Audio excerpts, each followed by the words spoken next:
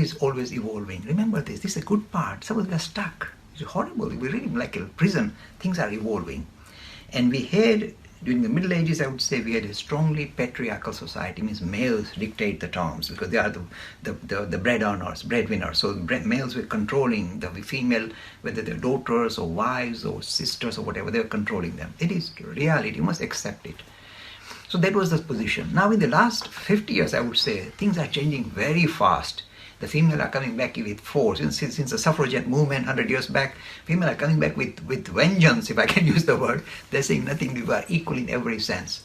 And this is visible in modern India. So I'm so pleased to see that, because these women are not shackled to the kitchen. They can go out, earn a living, and get their dignity. And do you know what else is happening, Nishit, by one of the side effects?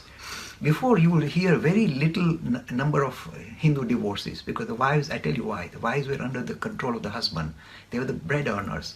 The wives did not have the power to ask for divorce, because how will they survive? They were at the mercy of the husbands. But now the wives are earning as much price or more than the husbands. The wives can say, look, divorce, no problem. I can sort myself. That's why the divorce rate is shooting up, because the wives are now empowered. Before, they were not empowered to do that. So it's a very interesting thing to observe. Okay, now what about the evolving phase of society and marriage? And I tell you a real story. My daughter Sita was teaching a Hindu class. There were little 12-year-old girls and boys, etc. She was teaching about the importance of marriage ceremony.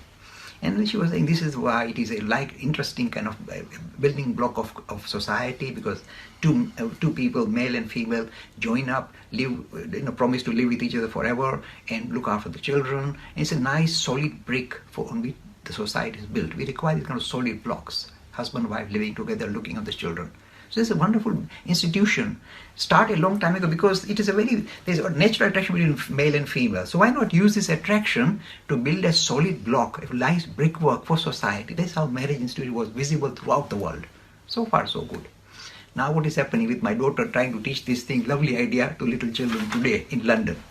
One 12-year-old girl came to her and said, Auntie, when I grow up, I'm not going to get married. I'm going to live with a partner. My daughter was shocked. She said, 12-year-old, they want to live with a partner, don't want to get married? He said, no. Now, what is my personal approach? I'm saying, look, if two individuals really are loyal to each other, devout, they love each other, and they are very kind of, faithful to each other, and they're happy to kind of not undergo the marriage ceremony, but still live with each other, bring up their children, and promise to make sure that the children are not, kind of abandoned, in the sense that they're split up and the children get into trouble. If there is such love, then this external going around the fire 4 times and promising this and that is by the way. So I'm very open to evolution. If the love and devotion is genuine, then that brickwork is as good as the one that comes out from marriage. But again, it comes with a warning. Because it is not been formalized, there is more chance that either the husband or the wife decides to walk out. And this is the state of society today.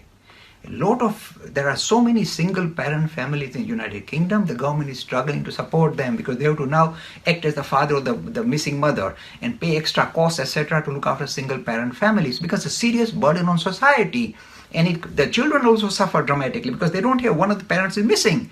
So they're kind of very much kind of at loggerheads. So in a way, the children are the ones who suffer. Society suffers. So the idea of this marriage is a good institution, because it creates a solid brickwork for society to build itself on. So nothing wrong. At the same time, recognize the evolving phase. So I say, if the love is genuine, whether you go around the fire or not is by the way. But this is my personal comment. And don't quote me in order to stop all the marriages taking place. Carry on.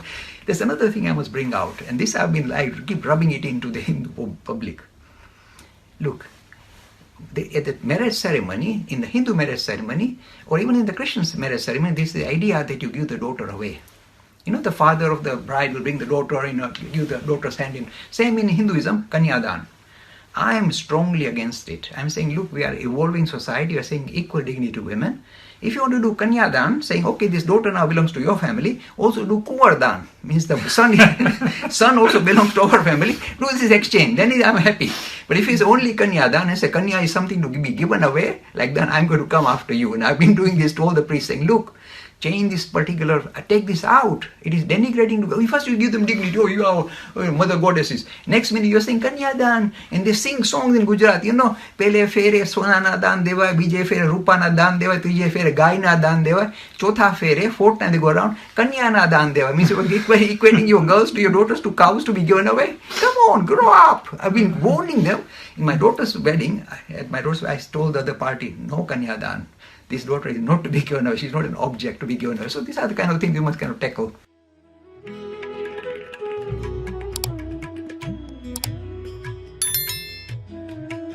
Free e-learning course in Hinduism. To register, please visit www.hindu-academy.com. Talks on Hinduism. Sponsored by People Care.